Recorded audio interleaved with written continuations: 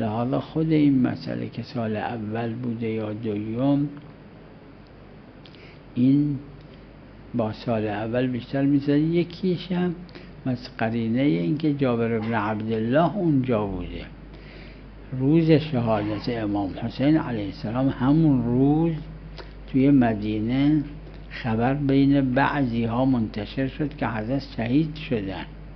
همون قصه قاروره و خاکی که پیغمبر خدا صلی الله علیه و آله ام سلمه داده بودن و ام سلمه دید خون شده، این نقل کرد، یه عده‌ای فهمیدن. وقتی جابر در اومده از عاشورا تا 40 روز، خیلی آروم هم اومده باشه، همون 40 اول بوده جابر رسید، نه 40 سال بعد. لحاظا ظاهرا همون 40 سال اول بوده که اهل بیت رسیدن به کربلا.